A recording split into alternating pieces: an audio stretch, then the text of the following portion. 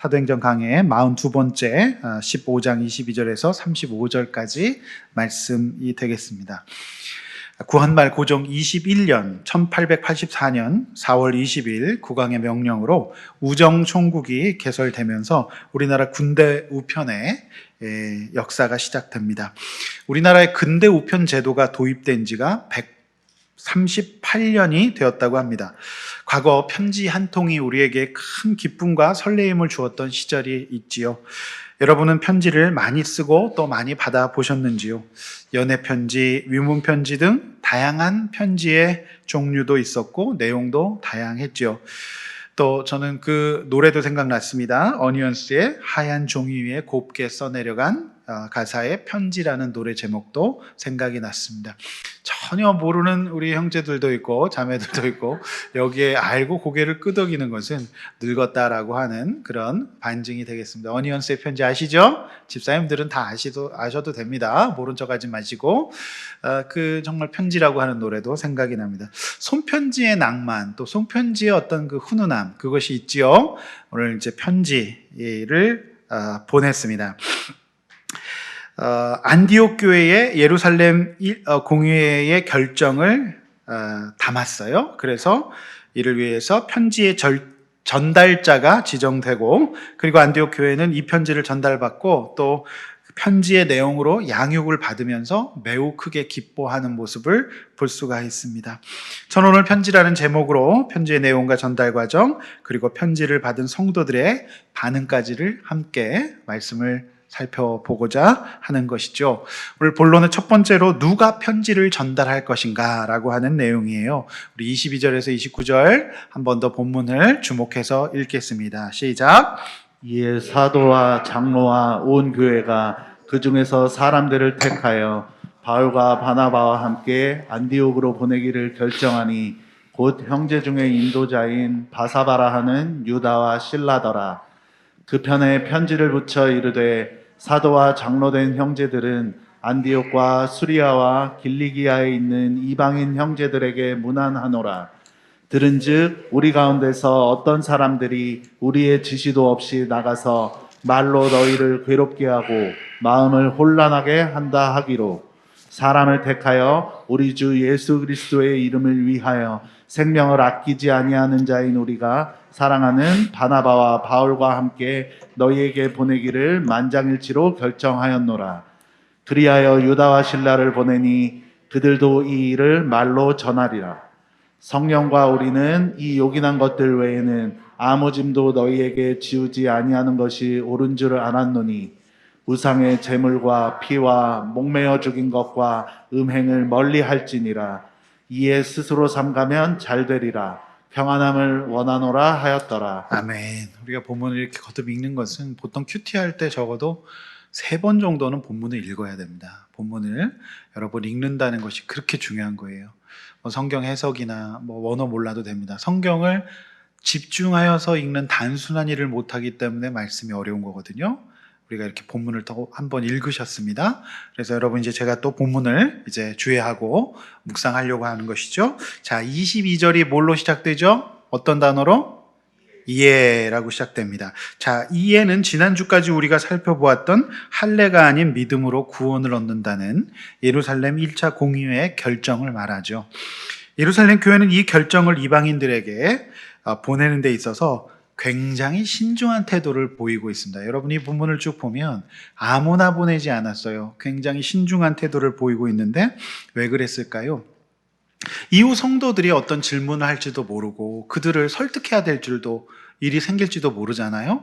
그러니까 이 성도들에게 큰 영향을 미칠 수 있는 굉장히 소중하고 중요한 이후 2000년 교회 역사를 좌우할 수도 있는 굉장히 중요한 결정이에요. 이 결정이기 때문에 이 중요한 결정을 전달하고 가르치는 일에 있어서 굉장히 신중한 태도를 보이고 있는데 이 신중한 태도 중에 2가지 또 신중한 태도가 저는 또 보입니다. 하나는 이 건에 있어서 직접적인 이해 당사자인 바울과 바나바만 보내서 편지를 들려보내는 것이 아니라 따로 공신력을 더하고 객관성을 확보하기 위해서 예루살렘 교회에서 2 전달자를 선발하여서 두 사도와 함께 같이 보내는 거예요. 그러니까 4인의 전달자가 가는 것이죠. 그런데 실제적으로 전달자는 예루살렘 교회에 선발된 2명이었다라고 하는 거예요. 이들을 선택하는 데 있어서 굉장히 신중했다는 것을 알 수 있습니다. 이런 본문을 거듭 읽어보면 사람의 구원에 관한 말씀을 전하는 일이었기 때문에 뭐라고 이 프로필이 적혀 있죠? 형제 중에 인도자인. 본문 보시면 형제 중에 인도자라고 되어 있죠? 훈련된 사람이에요. 아무나 보내지 않았다라고 하는 거죠. 실제로 32절에 보면 우려했던 일이 벌어집니다. 못 알아듣는 사람들이 있기 때문에 거기 남아서 말씀을 가르치는 거죠. 그래서 선지자의 직분을 가지고 있었다라고 해요. 32절에 그들도 선지자이므로, 따라서 말씀 실력을 갖추고 있었던 굉장히 준비된 사람을 매우 신중하게 선발하여 보냈다라는 것을 알 수 있습니다. 여러분, 한 걸음 더 나아가서 또 하나의 객관성을 또 확보를 하는데요. 예루살렘 교회는 크게 두 부류가 있다고 말씀드렸잖아요. 히브리파 유대인, 원래 떠나지 않고 예루살렘에 쭉 살았던 원래 그 유대인들, 그리고 그다음에 흩어져서 살았던, 이제 몸은 외국인이지 유대인이지만은 언어를 외국어를 쓰는, 그러니까 어떤 그 유대 문화에 대해서 조금 이상한, 그러니까 교포죠, 교포. 그런 분들이 두 부류가 크게 있었다고 말씀드렸어요. 그리고 회심한 이방인들, 이렇게 있었는데 히브리파 유대인과 헬라파 유대인 한 명씩 선발하는, 그러니까 이건 뭔가 또 한 번 배려하는 거죠. 그걸 어떻게 할 수 있냐면 바사바라고 하는 사람이라는 거죠. 이 바사바라고 하는 거는 예수님 당시에 썼던 언어인 아람어, 그러니까 예수님도 아람어를 쓰셨거든요. 그래서 아람어로 안식일의 아들이라는 뜻을 갖고 있는 것으로 보아서 이거 히브리식 이름이거든요. 그래서 예루살렘에 쭉 거주했던 히브리파 유대인이었다는 것을 알 수 있어요. 반면 실라는 바울 서신에서 등장하는데 로마식 이름이에요. 실루아노라고 이제 언급되죠. 고린도후서 1장 19절에 보면 실라 또는 실루아노라고 언급됩니다. 그래서 바울과 같은 로마 시민권을 가지고 있었던 헬라파 유대인으로 알려져 있습니다. 이렇게 한 명씩 이제 배려했다는 거예요. 왜냐하면 히브리파 사람만 보내면 율법 중심으로 갈 수도 있고, 또 헬라파 사람만 보내면 율법을 무시할 수도 있기 때문에 굉장한 배려와 고려와 고민의 흔적들이 보이고 있다라고 하는 거예요. 아무나 툭툭 보낸 게 아니다라는 거죠. 무슨 투표하고 제비뽑기 한 거 아닙니다. 충분한 검증과 고려 뒤에 이렇게 사람을 선발했다는 것을 알 수 있습니다. 목사님 그런 거 어떻게 다 아시냐? 본문을 여러 번 읽어보면 그 본문 속에서 그게 다 이제 마치 국물이 나오듯이 나오는 거예요. 그걸 우리는 묵상이라고 얘기를 합니다. 성경을 읽으면 무슨 소용이 있어요? 그 말씀이 무슨 뜻인가? 이 말씀을 어떤 의미가 있을까? 이렇게 묵상을 하셔야지 그 진액이 나오는 게 아니겠습니까? 우리가 이 한 절의 말씀에서 깨닫게 되는 중요한 일꾼 선발의 기준을 발견하게 됩니다. 교회 일꾼, 즉 특히 성도의 구원과 관련된 일, 그리고 그 중요한 결정을 전달할 일을 하는 사람을 세우는 일에 있어서 무엇보다도 그 사람의 외모와 능력과 어떤 이력이 아니라 하나님의 말씀으로 충만한 사람이어야 된다는 거예요. 툭 치면 하나님의 말씀이 나오는, 말씀으로 굉장히 충만한 선지자, 인도자. 인도자라는 건 또 뭐예요?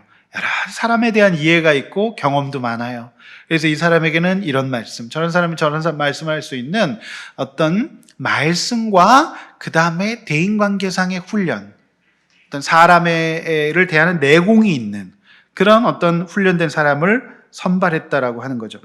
물론 예루살렘 교회를 구성하고 있던 두 부류의 성도를 대표하기 위해 한 사람씩 선발하기는 했지만 온 교회의 뜻을 담은 대표라는 믿음을 더 주기 위한 것일 수도 있다, 이렇게 볼 수 있어요. 그러니까 예루살렘 교회의 어떤 한쪽 진영의 얘기만이 아니라 양쪽 예루살렘 교회 구성원들을 다 아우르고 있는 우리의 결정이다. 이러니까 훨씬 더 공신력이 조금 더 올라갈 수도 있겠죠. 그런데 아무리 지파의 대표라고 해도요, 말씀이 없는 자는, 말씀으로 충만하지 않은 사람은 선발되지 않아요. 말씀이 있어야 다른 형제들의 구원에 쓰임을 받을 수가 있기 때문이죠. 어떤 유능함도 어떤 유력함도 선발의 기준이 되지 못해요. 바울과 바나바가 전도했던 지난 1차 전도 여행지였던 안디옥과 수리아, 길리기아 이방인 형제들이 구원을 받게 하는 일에 있어서 하나님의 말씀으로 하나님 앞에 바로 서서 늘 풍성한 은혜를 누리고 있는 사람이 아니면 절대 이 일을 감당할 수 없다라고 하는 거예요. 지식으로뿐만 아니라 이들은 예루살렘 교회의 공동체 인정을 받고 인도자로 선발된 훈련된 사람이었다라고 하는 거죠. 한마디로 그들은 헌신된 삶의 증거가 있는 사람들이에요. 교회에서 이미 공동체에서 검증된 그런 사람들이었다라고 하는 겁니다. 저는 우리 아둘람 교회가 하나님께서 우리 교회를 어떻게 인도하실지 모르겠지만 우리 교회의 영혼을 살리는 리더들이 반드시 이런 방식으로 선발되어야 된다고 믿습니다. 급하게 사람들을 세우는 것보다 이런 방식으로 사람을 세워야 교회가 사람을 살릴 수가 있는 것이 아니겠습니까? 그래서 인사는 만사라고 하는데 이들이 전달자 메신저를 선택하는 데 있어서 이렇게 신중한 모습을 보이고 있습니다. 다른 사람을 구원하려면 이렇게 해야 돼요. 그래서 여러분 수요 예배 또 주일 예배 말씀 잘 풍성히 은혜를 누리시고 저를 바라보는 게 아니라 하나님 말씀을 바라보시길 바랍니다.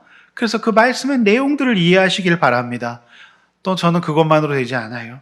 매일매일 개인적으로 말씀을 묵상하면서 하나님과 교제해야 돼요. 어떻게 우리가 3일 만에 한 번 사랑한다고 하면서 보겠습니까? 그건 아닌 거죠. 매일매일 주의 말씀 앞에 나가야 돼요. 그래서 밥은 세 끼 먹는데 하루에 한 번 주의 말씀, 하나님과 교제하고 대하시는 그런 분들 되시기를 바랍니다. 그래야 쓰임 받을 수 있어요. 성도 각자가 이런 하나님과의 공동체의 필요에 따라서 언제든지 말씀의 전달자로 선발될 수 있는 그런 자원들이 있는 교회가 진짜 좋은 교회가 아니겠습니까? 여러분, 이번 주 정말 이 연말에 역대하 말씀과 함께 어떤 사람이 흥하고 망하는지, 진정한 기쁨과 평안은 무엇인지를 말씀을 통해서 확인하고 우리 인생의 소중한 지침으로 삼으시기를 바랍니다. 제가 지난 주간에 한 책을 참 흥미롭게 읽었어요. 부산 수영로교회의 이규현 목사님이라는 분이 계세요. 부산에서 가장 대표적인 교회죠. 설교를 말한다라는 책이 나왔습니다. 신간인데요. 제가 그 책을 쭉 다 읽었습니다. 너무 흥미롭게 재밌게 잘 읽었어요. 저는 이제 사실 그 목사님에 대해서 별다른 관심이 없었어요. 전통적인 목회자인 줄 알았던 이 목사님이 책에서 의외로 공감되는 내용이 굉장히 많았어요. 무엇보다도 목사님이 말씀 묵상에 관한 내용을 많이 써놓으셨어요. 목사님도 목사님의 교회도 매일 성경으로 함께 말씀을 묵상하는 일을 하고 있는데 이 일을 교회에서 가장 중요한 일이라고 말씀하시는 거예요. 기도 중심의 그런 교회였지만 이제 목사님이 부임하시고 이렇게 성도들에게 말씀 묵상을 강조하고 말씀과 기도가 조화로운 교회를 이제 읽어가시는 것을 보았습니다. 제가 일부를 인용해 드리겠습니다. 한국 교회에서는 신앙이 좋다고 하는 기준이 주일 신앙인 경우가 많습니다. 사람들의 눈에 보이는 주일 신앙에는 허위 신앙도 많습니다. 겉으로는 괜찮은 신자처럼 보이는데 매일 하나님의 통치를 받지 않으니 문제가 생기는 것입니다. 큐티를 통해 개인적인 1:1 묵상, 개인적 헌신이 가능합니다. 가장 중요한 헌신은 하나님의 말씀을 묵상하는 시간을 갖는 것입니다. 가장 중요한 헌신이에요. 여러분 이 일에 헌신하십시오. 이런 시간을 갖지 못한 헌신은 자아중심적인 헌신으로 빠질 가능성이 높습니다. 말씀을 묵상하지 않고 하나님과 교제하지 않는 사람을 일을 시켜봤더니 자아중심적인 헌신을 하더라는 거예요. 인도를 받지 않고 하나님의 통치를 받지 않으니 자기 하고 싶은 대로 하는 거예요. 성도의 구원, 다른 사람의 구원보다는 자아중심에 빠지는 거예요. 그래서 우리가 말씀을 묵상하고 어떻게 하든지 양육받아야 합니다. 자기 만족의 수준에서 자기 스타일대로 봉사한대요. 여러분 교회는 그리스도의 스타일 하나가 되어야 되는데 각자 자기 스타일이 나오니 교회가 어떻게 하나 될 수 있겠습니까? 그러나 모든 일의 기본으로 강조해야 될 것은 말씀 묵상입니다. 철저하게 1대1로 하나님과의 팔로우십을 갖게 합니다.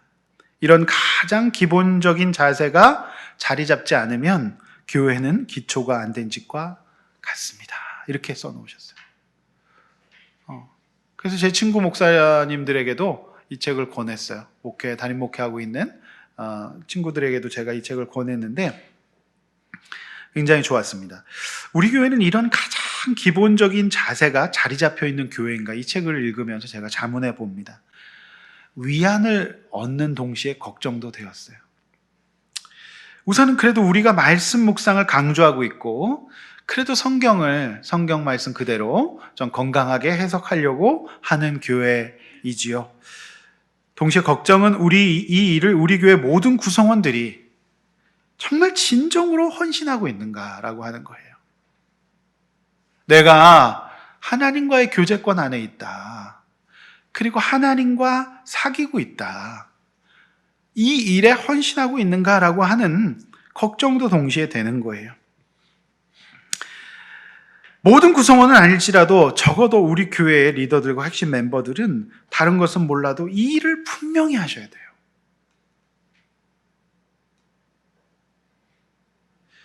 가장 중요한 헌신인 말씀 묵상의 시간에 헌신하지 않는 사람은 분명 시간이 가게 되면 자아중심적인 헌신과 자기 만족 수준의 자기 스타일대로 봉사하게 된다고 그래요. 내가 지금 하나님의 인도를 받고 하나님의 뜻대로 살고 있는가, 봉사하고 있는가를 보셔야 돼요. 그래서 리더로 쓰임받아야 될 사람은 이렇게 하나님의 말씀으로 충만하게 선지자요, 인도자요, 어떤 환경에서도 그 영혼을 감당할 수 있는, 무엇으로? 성품 아닙니다. 말씀으로 해요. 왜냐하면 그 말씀 속에 모든 경우에 관한 진리가 다 담겨 있기 때문이죠. 여러분 어떤 사람입니까? 코로나로 아무것도 하지 못한 지난 이제 묵은해가 다 가고 있습니다. 올해 연말 그리고 새해에는 무엇보다 중요한 목표가 말씀 묵상을 제대로 하는 한 해가 되기를 원합니다. 요즘 역대한 묵상을 통해서 분명히 알 수 있지 않습니까? 하나님 말씀 앞에서 성실히 진정한 삶의 평안과 행복을 보장한다라고 하는 거죠. 왜 우리가 이걸 강조합니까? 분란이 있고 뒤집어진 안디옥 교회를 주의 말씀을 가진 사람들이 가서 평안과 안정된 교회로 바꿔주는 것 아니겠습니까? 어떤 정치력으로도 어떤 인간의 능력으로도 할 수 없는 일이에요. 여러분 우리 교회가 작지만 우리 교회가 이러한 알곡이 있는 교회가 되기를 원합니다. 그것이 저의 꿈과 소망입니다. 큰 교회면 뭐 하겠습니까? 주의 말씀으로 이렇게 선발할 수 있는 사람이 있어야 돼요. 보낼 수 있는 사람이 있어야 돼요. 자, 24절부터는 편지의 내용이 나옵니다. 편지 내용의 첫 번째는 몇 가지 요소가 있는데 해명이 들어가요. 해명. 어떤 해명이죠? 자, 어떤 사람들이 우리의 지시, 즉 교회의 지시도 없이 마음대로 나가서 성도들을 괴롭게 했다. 제가 지난번에 이 본문 설명할 때 예루살렘에서 올라갔다 내려왔다. 자, 그러니까 내려왔다라고 설명하고 있는 거죠. 위에 있었는데. 그러니까 이제 이 말이 이제 24절 때문에 제가 그런 말씀 드린 거거든요. 그러니까 예루살렘 교회에서 교회 허락도 없이 자기들이 안디옥 교회에 마구 가서 마구 가르친 거예요. 네. 여기서 혼란이라고 하는 단어의 뜻은 여러분 이 단순한 혼란이 아니라 굉장한 영향력인데, 이 혼란의 원어적인 의미가 뭐냐면 핵폭탄급의 영향력인데 완전히 그 영혼을 약탈했다라고 하는 거예요. 약탈. 영혼을 약탈하고 그 영혼을 완전히 뒤집어 놓는 것을 말합니다. 이게 혼란이에요. 사단은 이렇게 교회 허락도 없이 자기 마음대로 예루살렘 교회에서 왔다고 하면서 가리켰던 이들을 통하여서 완전히 그 영혼을 약탈하고 뒤집어 놓았다라고 해요. 이게 혼란이에요. 이게 그냥 보통 혼란이 아니에요. 좀 헷갈리고 좀 시험 드는 수준이 아니라 완전히 뒤집어 놓고 영혼을 약탈하는 것을 말해요. 예. 여러분, 이방인들은 유대인들의 선민의식과 교만 때문에 이방인들이 상처를 많이 입었어요. 이방인들을 사람 취급하지 않았어요. 그러나 사도들이 목숨을 건 선교로 겨우 자신들도 구원받을 수 있는 대상이 된다는 것을 알게 했지 않습니까? 그래서 어린 초신자들이 있었어요. 이방인 교회에. 그런데 너희들은 안 돼. 너희들은 이방인이라 안 돼. 가. 이렇게 해버린 거죠. 그들이 영혼을 약탈한 거예요. 유대인식으로 믿지 않으면 구원을 못 받는다니요. 어떻게 이런 이야기를 할 수 있었습니까? 그러니까 그 사람들 우리가 보낸 사람 아니라라고 하는 거예요. 해명하는 겁니다. 이방인들이 큰 시험에 들었고 영혼이 약탈당하고 뒤집어지고 나서 이 교회 지시도 없이 공식적인 모임에 특별히 말씀으로 준비되지 않은 사람이 가면 이렇게 되는 거예요. 이렇게 되는 겁니다. 그래서 내가 진짜로 말씀으로 준비되지 않고 또 교회 공식적인 허락으로 보냄을 받지 않았다면 또 다른 사람에게 마구 가는 것을 굉장히 조심해야 됩니다. 물론 우리가 볼 수 있죠. 만날 수 있지만 최소한 상대의 구원에 도움이 안 되는 말은 안 하는 게 좋습니다. 내 말이 상대의 영혼을 약탈하고 뒤집어 놓을 수 있기 때문이에요. 여러분, 제가 원래 원고에는 다른 이야기가 있었는데 제가 오늘 아침에 일어나서 주의 말씀 묵상하면서 이 이야기로 이 부분을 대체하기를 원해요. 어떤 얘기냐면 오늘 말씀 정말 오늘 아침에 큐티, 그러니까 히스기야가 성전을 개혁합니다. 굉장히 많은 개혁을 했어요. 정말 죽을 똥살똥 성전을 개혁했는데 오늘 아침 본문에 보니까 사네립 왕이 쳐들어와요. 우리가 깨어서 정말 하나님 앞에서 무너지지 않으려고 애를 써도 바로 그 시점에 또 공격이 올 수 있다. 이게 일단 첫 번째 묵상이었고요. 그래서 이제 뭐 기복주의 만사형통신앙이 아니라는 거죠.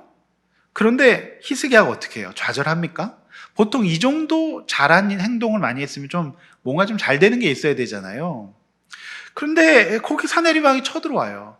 압도적으로 쳐들어옵니다. 그때 이 히스기야가 어떻게 합니까? 제가 아침에 올려드린 큐티 나눔처럼 그렇게 얘기해요. 역대하 32장 15절 말씀, 역대하 32장 15절 말씀 제가 한번 읽어드릴게요. 그런즉 너희는 이와 같이 히스기야에게 속지 말라. 요 15절 말씀 아니고요. 그건 뒤에 말씀드릴 거고 7절. 너희는 마음을 강하게 함고 담대히 하고 요 여호수아 때 들었던 말씀이죠. 아수르 왕과 그를 따르는 온 무리로 말미암아 두려워하지 말며 놀라지 말라. 자, 우리와 함께 하시는 이가 그와 함께 있다. 그리고 그는 크다. 이렇게 얘기해요. 그러니까 이제 진짜로 믿음의 사람은 어떤 환경에서도 말씀으로 대적할 수 있는 거죠. 네, 굉장하죠. 그런데 제가 이제 읽어줬던 15절 말씀 뭐예요? 히스기야에게, 이렇게 믿고 있는 백성들에게 이 사네립 왕이 뭐라고 얘기를 해요? 너희는 히스기야에게 속지 말라. 꾀임을 받지 말라. 그를 믿지도 말라. 어떤 백성이나 어떤 나라도 신도 능히 자기 백성을 나의 손과 나의 조상들의 손에서 건져내지 못할 거다. 하물며 너희 하나님이 너희를 내 손에서 건져내겠느냐. 영혼을 약탈하는 거예요.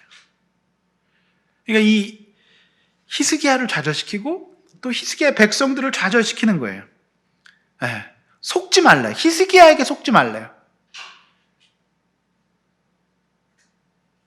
여러분, 이게 영혼을 약탈하는 거예요. 이것보다 더 적절한 예가 어디 있겠습니까? 구약에. 이방인들에게 가서 말씀에도 없는 것을 가지고 내가 예루살렘 교회에서 왔다고 하면서 그들이 영혼을 약탈했던 거예요. 믿음 필요 없다. 할례 받아라. 이게 말이 됩니까? 그리고 사네립의 신하들도 보면 히스기야를 비방해요. 그리고 17절에 그들도 편지를 써가지고 소위 이제 삐라죠. 온 이스라엘에게 다 뿌립니다. 그래서 구원하지 못할 것이다. 예? 히스기야 신들도 그 백성을 내 손에 구원하지 못할 것이다. 이렇게 편지를, 그러니까 편지를 또 쓴다는 것 자체에서 오늘 이 본문과 완전히 다른 편지구나. 편지도 다양한 편지가 있다는 거죠. 여러분, 그런데 어떻게 합니까? 히스기야가 하나님 앞에 무릎 꿇고 기도해요. 하나님 선하심을 인정해요. 그랬더니 어떤 일이 벌어진가? 20절에서 더불어 하늘을 향하여 부르짖어 기도했어요. 누구와 함께? 선지자 이사야와 함께. 그래서 히스기야는 이 말씀의 선지자와 함께 같이 말씀을 붙들고 좌절하지 않고 기도했던 거예요. 간절히 부르짖어. 오늘 또 눈이 오고 코로나고 뭐 이제 3단계가 될지도 몰라요. 얼마나 힘듭니까? 올해 예배당 입당하고 코로나 와가지고 아무 행사도 못했어요. 그리고 오늘 이제 반주자분도 오늘 또 병원에 입원하셔가지고 기타 치면서 찬양을 인도하는 마음이 아무래도 가난하겠죠? 제가 이 말씀 보면서 완전 해결받은 거죠. 기타 줄이 끊어져라 또 기타 치는 거죠. 뭐. 주님만 바라보면 찬양하는 거예요. 아니 무슨 하나님 앞에 우리 찬양이 그렇게 드려져야 되지 않을까요? 예? 우리 선교사님들도 현장에서 마음이 무너질 때가 많으실 거예요. 오늘 이 말씀 붙들고 승리하는 우리 동기가 됩시다. 아멘? 그래서 선교사님 부부가 제일 먼저 예배당에 들어오시는데 야, 이래서 동기사랑 나라사랑이구나. 네? 성도들이 오늘 또 초신자들 또 우리 전도했던 대상자들이 또 오늘 눈 오고 이러니까 또 못 오네요. 그쵸? 제 마음이 좀 아팠지만 그러나 오늘 이 말씀이 저를 완전히 살려주네요.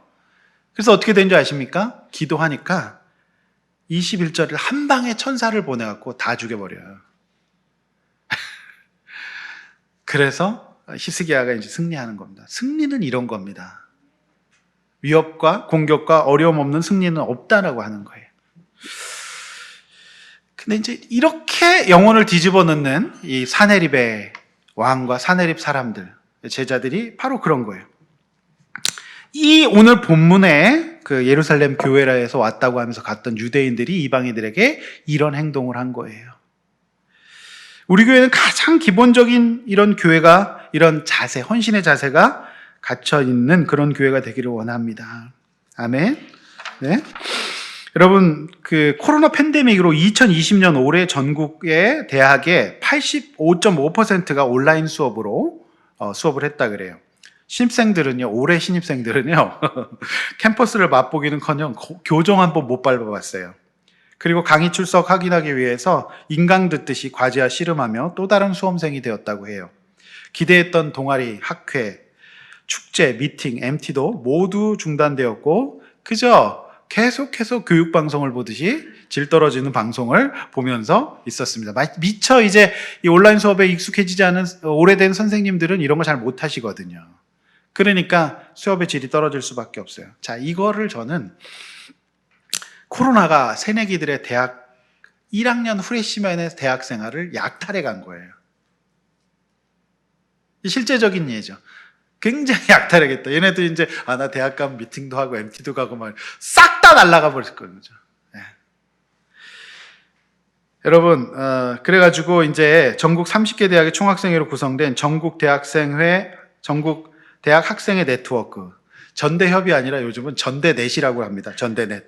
전대넷이 교육부를 상대로 이제 등록금 반환 소송에 들어가서, 왜냐하면은 교육 수호권이 침해됐고 학교 시설 이용하지 못했으니 상응하는 등록금을 깎아달라는 거예요.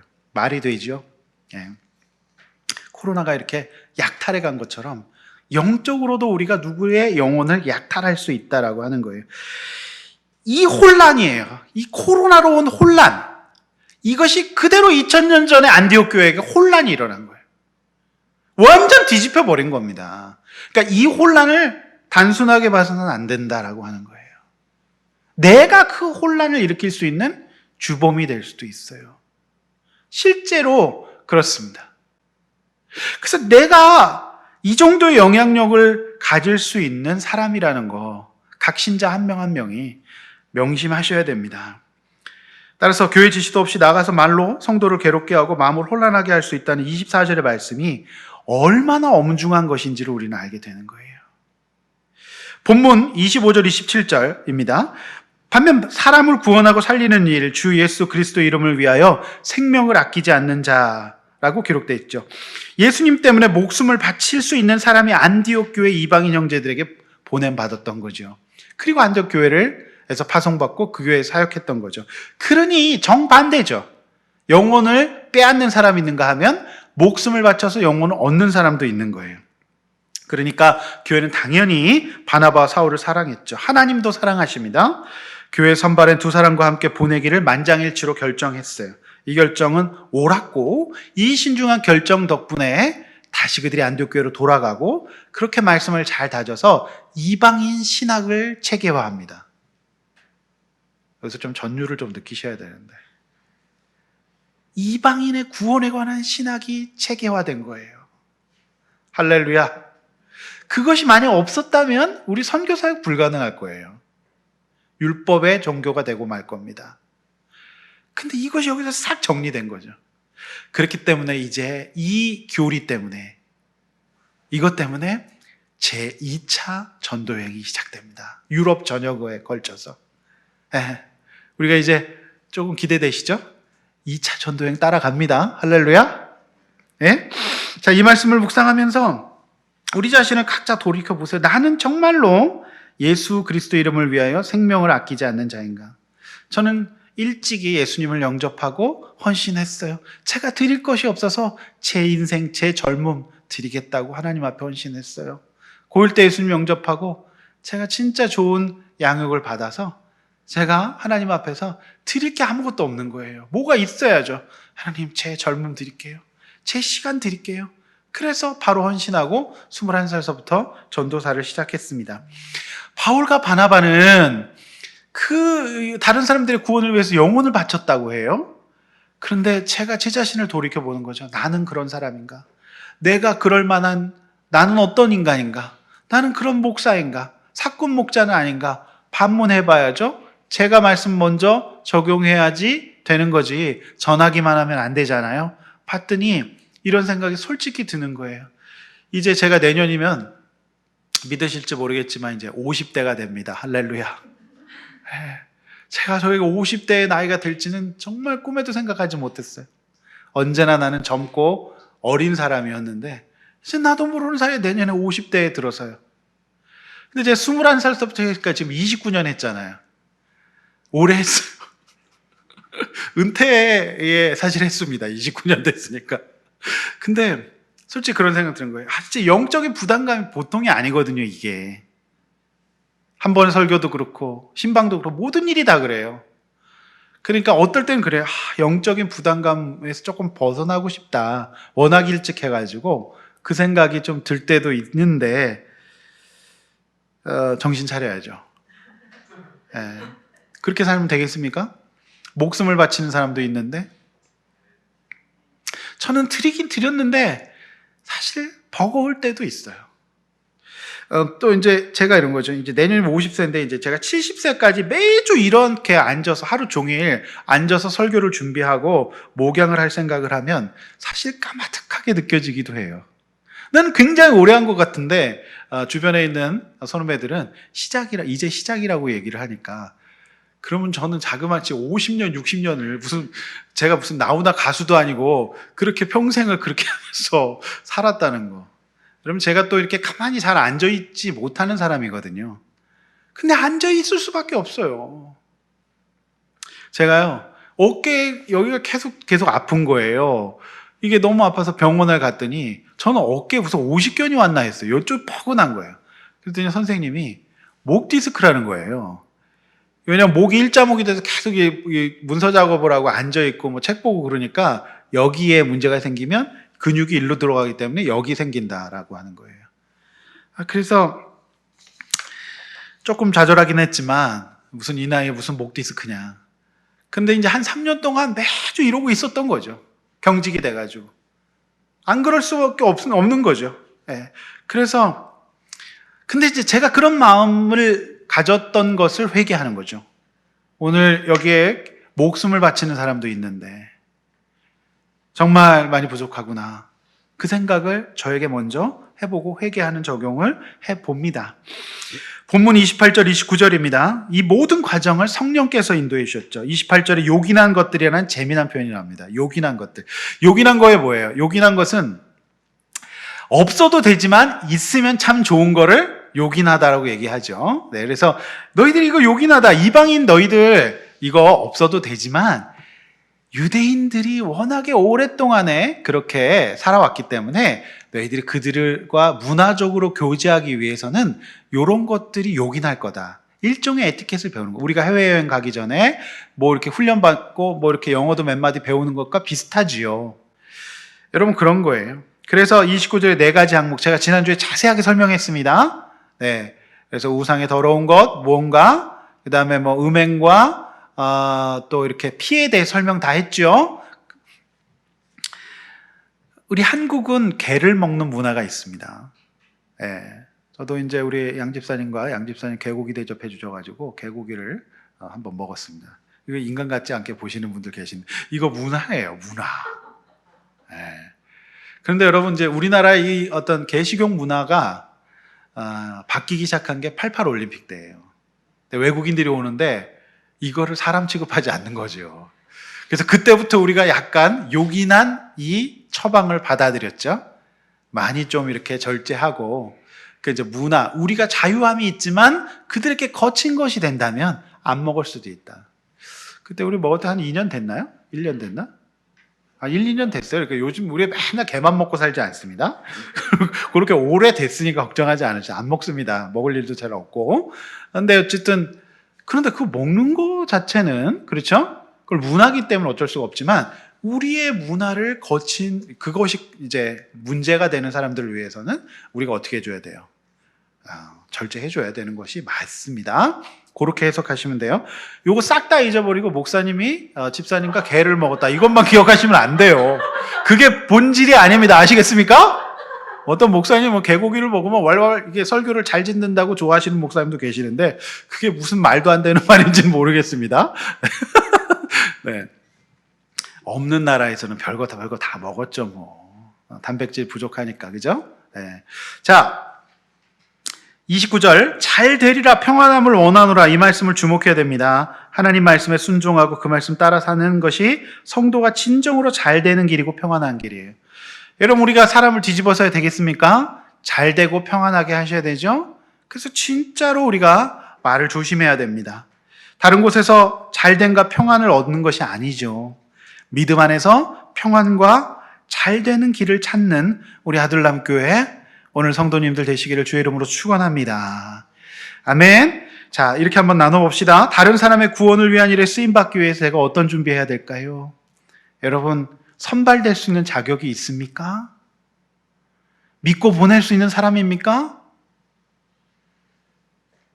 그래서 이 일에 헌신하셔야 돼요. 그러면 여러분 써먹겠다는 뜻이 아니에요. 여러분이 가장 행복하고 기쁜 일이기 때문에 그래요. 여러분 제가 기쁘고 보람이 있고 행복하지 않으면 왜 이 일을 하겠습니까? 무슨 영화를 보겠다고 이 일을 합니까? 끝없는 헌신이 있을 뿐이에요. 우리 선교사님도 왜 그러시겠습니까? 그 영혼 구원의 일꾼으로 쓰임받는 기쁨과 즐거움이 있기 때문이에요. 여러분 써먹겠다는 그런 거 아니에요. 여러분들이 참으로 인간답게 사는 길이기 때문에 그래요. 뭘 소유하거나 뭘 얻어보셨잖아요. 그게 그렇게 기쁘던가요? 그렇게 행복하던가요? 그렇지 않거든요. 말하는 것에 신중해야 됩니다. 무슨 말로 상대의 마음을 뒤집어 놓았습니까? 우리가 하나님 앞에서 회개할 수 있기를 원합니다. 저도 그럴 수 있는 사람이기 때문에 진짜 제 입술에 파수꾼을 세워야 된다고 생각해요. 저부터 얘기합니다. 두 번째, 누가 편지를 가리키고 전파할 것인가요? 30절에 35절 우리 본문 다시 한번 정독합니다. 시작. 그들이 작별하고 안디옥에 내려가 무리를 모은 후에 편지를 전하니 읽고 그 위로한 말을 기뻐하더라.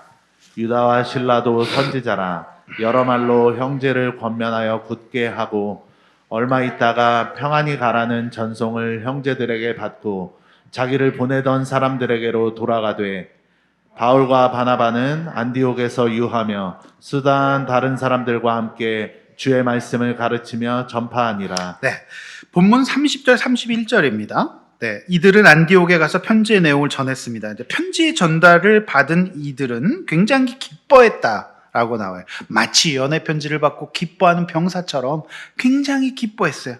특별히 그 말이 위로의 말이었기 때문이에요. 네, 뒤집어져 있는 형제, 영혼을 약탈당한 형제들을 위로했어요.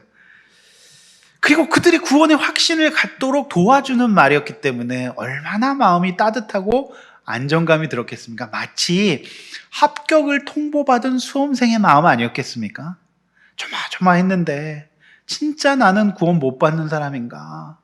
나는 이렇게 이방인으로 평생 동안 떠돌아야 되는가?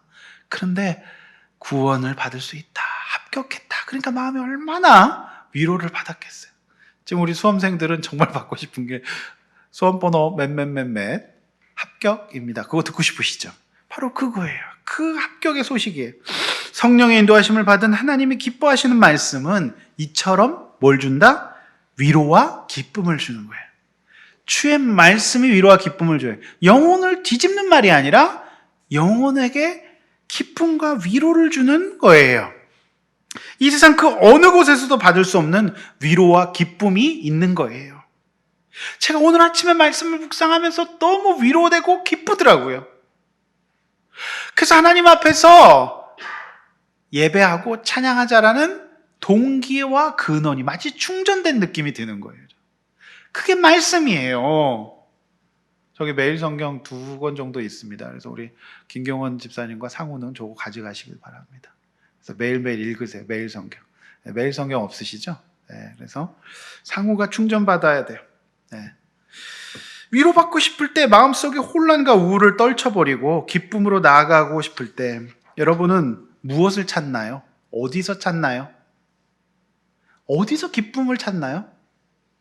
어디서 위로받기를 원하세요? 말씀이에요. 그래서 저는 속이 상하고 마음이 힘들 때마다 말씀으로 나가요.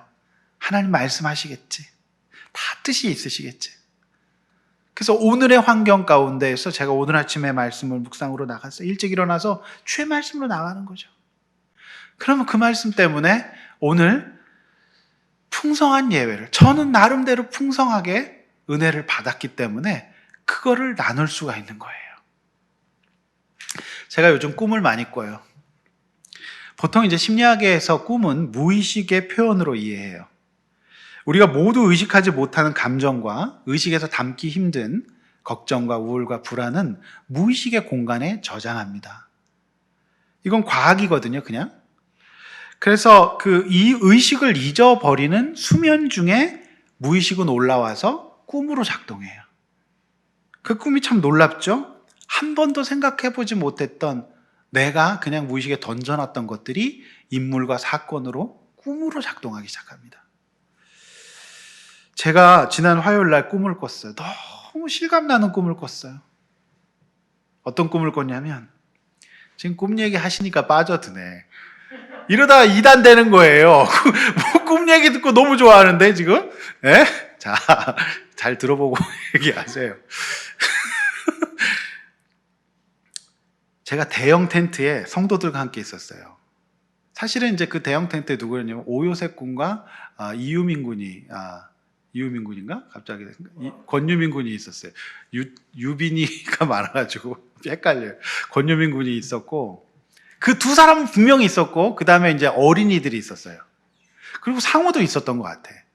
그리고 집사님들도 있어요. 대형 텐트에. 그런데 밤이 되었어요. 그런데 그 대형 텐트를 바깥에서 무슨 짐승인가? 막 무서운 사람들이 막 공격하는 거예요. 흔들고, 예? 막 치고, 막 흔들고, 막 으르렁거리는 거예요. 그래서 저 혼자, 막는 사람은 저 혼자예요. 저 혼자서 막 대적하는 거예요. 그리고 물러가라 하면서 성도들 막 피신시키고 저쪽에서 치면 이쪽으로 몰고 막 피신시키면서 하는데 아무도 나서주질 않고 저 혼자 막 대적해요. 막 물러가라 하면서 막 예수 이름으로 막 물러가고 막 하는데 제가 지금도 생생한 절망감이 뭐냐면 텐트라고 하는 재질의 무력함이에요. 얼마든지 찢어질 수 있고 대적의 공격을 약간의 폴대와 연약한 스킬로는 이길 수 없잖아요. 그러니까 이거 찢어질 텐데 금방 들어올 텐데 어떡하나 그 어떤 무력감이 굉장히 느껴졌고 저 혼자 막 미치는 거죠. 이쪽으로 보고 조심해라 막 이렇게 하면서 저 혼자 막 대적을 하고 막 공격을 하고 있는 찰나에 딱 깼어요. 그런데 깨보니까 제 옆에는 아내가 있었고 현실은 텐트가 아닌 콘크리트 집에 있었죠. 난 그게 너무 좋더라고. 내 옆에 누가 있고 나를 돕는 사람이 있고 그 다음에 내가 콘크리트 집에 있다는 게 너무 좋더라고요. 너무 위안이 되는 거예요. 이것이 이제 의식의 세계인데 무의식엔 그런 게 있다는 거예요. 아무래도 목사가 꿀 수 있는 꿈이라고 생각합니다. 무의식의 세계에는 이런 연약함들이 저장되어 있기 때문에 제가 믿지만 내가 우리 연약한 성도들 생각하면 우리 청년들 생각하면 너무 걱정이 많았던 거죠. 그리고 혼자서 고분군투하는 거예요. 저 혼자. 인의 말씀을 또 피는 거죠. 그때 그 마음이 너무 생생해서 그 어떤 좌절감과 연약감, 무기력감이 하루 말씀 폈어요. 역대하 29장 1절입니다. 히스기야가 홀로 영적 싸움을 싸우고 있어요. 주님 말씀하시는 거죠. 자, 역대하 29장 9절에서 11절 화요일 제가 꿈꾸고 나서 묵상한 본문, 굉장히 마음이 다운돼서 묵상한 본문입니다. 함께 읽겠습니다. 시작. 이로 말미암아 우리의 조상들이 칼에 엎드려지며 우리의 자녀와 아내들이 사로잡혔느니라. 이제 이스라엘의 하나님 여호와와 더불어 언약을 세워 그 맹렬한 노를 우리에게서 떠나게 할 마음이 내게 있노니 내 아들들아 이제는 게으르지 말라. 여호와께서 이미 너희를 택하사 그 앞에 서서 수종들어 그를 섬기며 분향하게 하셨느니라. 여러분 이 말씀이 얼마나 위안이 되든지요. 얼마나 위안이 되든지요. 이제 이게 목회가 부담이잖아요. 저 혼자서 지켜야 되잖아요. 내 영적 싸움 선봉을 서야 되잖아요. 그런데 나만 싸우고 있는 게 아니더라고요. 누가? 히스기야가 싸우고 있고 히스기야가 하나님의 언약 때문에 하나님의 언약 세워주시고 맹렬한 노를 떠나게 하시면서 너가 게으르지 말아야 될 것이 있다. 여호와께서 너를 택하시고 너가 하나님 앞에 예배하는 일 그거를 게으르지 말아라 라고 얘기하는 거예요. 하나님이 저와 여러분에게 새로운 약속을 주신다는 거죠. 따라서 우리가 게으르지 말아야 될 건 뭐예요? 하나님 앞에 나아가는 거예요. 주의 말씀을 묵상하고 그 말씀을 나의 지침으로, 나의 인생의 내비게이션으로 삼는 거예요. 여러분 그렇게 할 수 있길 원합니다. 제 마음이 그런 마음이 이 말씀으로 인도를 받는 것 같았어요. 오늘도 마찬가지죠. 코로나 시대를 맞아 성도들 함께 예배도 자유롭게 못 드리고 목장과 식사의 교제마저 함께 하지 못하는 이 시대 목회자의 걱정이 연약한 텐트로 드러난 것 같아요. 연약한 텐트. 그리고 그들을 공격하는 자들을 홀로 쫓아내고 있어요.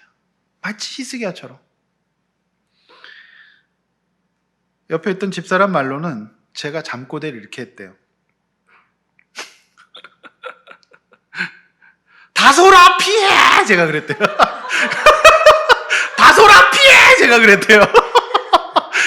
저는 그게 다소리를 생각했는데 오늘 다소리 왔다 갔다 하는 거 보니까 다소라 피해! 막 그랬대요.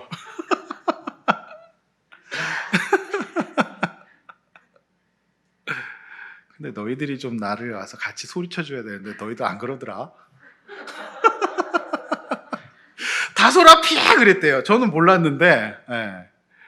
그래서 다소라 피해. 요즘에 또 다소리네 집을 보고 있어서 그런가? 그래서 꿈에서 홀로 이렇게 있었지만 이 말씀을 보고서 제가 다시 한번 나갑니다. 사실 개척을 하고 예배당을 옮긴 이해에 이제 코로나가 왔어요. 무력감도 느꼈습니다. 그러나 하나님의 약속을 믿고 나만 그러는 것이 아니라 자 히스기야 형님도 이렇게 한다. 그래서 요즘에 뭐 테스 형이 유행이잖아요. 테스 형! 막 그러면 노래 나오는데, 기스 형, 기아 형, 히스 기아 형. 기아 형을 유행시키시길 바랍니다. 예? 기아 형. 테스 형 아닙니다. 소크라테스는 선지자도 아니고 아무것도 아니에요. 철학이 사람을 구원 못합니다. 히스 기아 형님이 구원할 줄로 믿습니다. 그래서 무의식의 절망감과 이것을 여기 내가 지배되는 것이 아니라 지금 나는 동역자 가족과 함께 있고 콘크리트와 같은 주님의 언약 안에 있다는 것을 믿고 위로와 기쁨을 되찾을 수 있길 원합니다. 이것이 좌절해서 영혼을 빼앗겼던 안디옥 교인들이 다시 찾은 위로와 기쁨이었어요. 뭐 때문에? 말씀으로 준비된 사람들이 가서 전해주고 가르쳐 주어서. 여러분, 제가 이번 주에 한 꿈을 3편 정도 더 꿨는데 꿈은 여기까지만 하겠습니다. 네. 어제도 꿈을 꿨지만 주의 말씀이 저에게 위로의 말씀이 됐어요. 제가 역대하 31장 20장 21절 읽습니다. 읽어드릴게요. 히스기야가 온 유다에 이와 행하되 그의 하나님 여호와 보시기에 선과 정의와 진실함을 행하였으니 그가 행하는 모든 일 하나님의 전에 수종드는 일에나 율법에나 계명에나 그의 하나님을 찾고 한 마음으로 형통하였더라. 그래서 이 한 마음으로 형통하는 이 참된 위로와 기쁨이 저와 여러분에게 있기를 소원합니다. 자, 본문 32절입니다. 중요합니다. 32절 밑줄 쫙. 유다와 실라는 그저 편지를 전달한 것뿐만 아니라 편지의 말씀을 갖고 안디옥 교회 형제들을 권면하고 흔들리지 않도록 굳게 했어요. 그러니까 이들이 자세 자체가 틀렸던 거예요. 던져주고 나오는 게 아니에요. 던져주고 나오는 게 아니라는 거죠. 왜 이런 태도를 보였을까요? 만나보니까 형제들이 너무 안 돼 보이는 거죠. 자신의 출신과 과거와 삶 속에 눌려서 어둠 가운데 있는 저들을 보니까 그냥 갈 수가 없었던 거예요. 그래서 그들을 붙잡고 형제들, 누구누구야, 너도 구원받을 수 있다. 너도 변화될 수 있다 하면서 그들을 잡고 장기 상담에 들어가고 그들과 함께 장기 십주 양육에 들어갔던 거예요. 그래서 누가 가느냐가 이렇게 중요해요. 던져주고 오는 게 중요한 게 아니라는 거예요. 분명히 이들은 그냥 전달자로 갔어요. 그런데 전달하고 보니까 이 형제들에게 해설이 필요한 거예요. 알려줘야 되잖아요. 그들의 진심으로 그들이 온 수일을 더 거기 유하면서 실제로 신라는 거기 그냥 있었다는 설도 있어요. 그래서 바울과 함께 가죠. 바울과 신라. 그러니까 여러분, 우리가 어떤 사람이 왜 이렇게 갈 수 있는지가 여기서 또 진가가 나오는 거예요. 여러분, 우리가 전도할 때 어떻습니까? 그냥 교회를 나오거라 하거나 예수 믿으라고 하거나 그냥 우리 목사님 좋으시다, 목사님 소개하는 경우나 그걸로 그치는 경우가 많아요. 그러나 진짜 전도는 뭔지 아십니까? 주의 말씀을 갖고 삶을 나누고 하나님의 인도하심을 받은 말씀을 나누어 주고 그 영혼과 함께 말씀으로 시간을 드리고 헌신하는 거예요. 그게 전도예요. 여러분은 어떤 방식의 전도를 하고 있습니까? 그리고 여러분이 전도에 실패했던 이유는 뭐예요? 혹시 주보 한 장 던져주고 끝나지 않았습니까? 그걸로 안 돼요. 요즘에 이제 다솔이 엄마, 이제 다솔이 할머니, 할아버지, 그래서 꿈에 나왔나 봐요. 그래서 교회 상담실에서 꾸준히 이 부모님이 나오셔서 상담 받고 계세요. 그런데 이분들이 다 할머니, 할아버지잖아요. 70 가까이 되신 분들이에요. 그런데 특별히 이제 대인관계에 소극적이신 친정 어머니가 한두 번 오시니까 다행히 저항이 일어나죠. 내가 이 나이에 가서 뭘 하겠냐. 그냥 이렇게 살랜다 하면서 다행히 안 나오고 싶어 하시죠. 안 나오고 싶어 하세요. 그런데 바로 그때 당연한 증상이에요. 이거는 무의식이 의식에게 자리를 쉽게 내주지 않거든요. 저항하거든요. 어르신이 그렇게 평생 살아왔는데 여기서 자기 내면을 들여본다는 게 쉬운 일이 아니잖아요. 그렇죠? 쉬운 일이 아닌데 이때마다 우리 이제 최 집사님이 엄마 무조건 가. 그게 아니라 어떤 얘기를 했냐면 자신의 삶 가운데 있었던 사건들과 말씀으로 어머니를 설득했다는 거죠. 그게 중요한 거예요. 엄마, 내가 이렇게 살았고 우리 가정에 이런 일이 있었는데 엄마, 내가 공동체에서 또 말씀 듣고 이러면서 도움을 받았어. 엄마도 갔으면 좋겠어. 이렇게 이제 그냥 가라는 게 아니라 삶으로 굳히기를 들어갔던 겁니다. 저는 만약에 그게 없었다면 안 오셨을 거라고 생각해요. 그래서 이 점이 매우 중요해요. 실제로 부모님들도 딸의 얼굴이 매우 밝아졌다라고 말씀하시더라고요. 두 분 다 안 가신다는 말씀 없이 이제는 아주 잘 오고 계십니다. 바로 이거예요. 그냥 상담이 좋으니 가라고 하는 것뿐만 아니라 구체적으로 위로하고 말씀으로 굳히시기를 바랍니다. 전달하고 이들은 굳혔어요. 이 내용을 굳혔다는 거죠. 여러분, 청소년과 젊은이들뿐만 아니라 어르신들도 이 부부 상담을 받고 노인들도 요즘에 이제 그 노인 상담이 또 앞으로는 많아질 겁니다. 대세이기 때문에 그런 소망을 또 가져봅니다. 자, 본문 33절은 빨리 갑니다. 예루살렘에서 파송된 유다와 실라가 돌아갔다라고 기록하고 있어요. 근데 여러분 특이한 게 이제 34절은 없음이라고 나오잖아요. 이거 왜 그럴까요? 성경에 종종 이런 게 나오거든요. 없음이라고 나오잖아요. 그렇죠? 왜 그럴까요? 이거는 사실 관주 성경 있으신 분들 보면 34절 없음이라고 나오고 관주 주석이 달려 있어요. 그리고 뭐라고 되어 있냐면 신라는 그들과 함께 유하기로 작정하고라고 되어 있습니다. 주석 성경에 관주 성경이라고 이렇게 숫자 1, 2 표시돼서 없음 나와 있는 거 있죠. 근데 이제 여기는 왜 없음입니까? 이건 사실 사본상의 문제인데 조금 어렵지만 요거 이제 왜 없냐고 질문하시는 분들이 궁금해하시는 분들이 계세요. 우리 개역개정 성경의 원 텍스트, 원래 그 고대 사본 원본에는 없는 건데 후대 번역 과정에서 이 부분이 첨가되었다고 보는 거기 때문에 그래요. 그래서 우리가 갖고 이 개역개정 성경을 갖고 있는 이 원문 원전은 없었어요.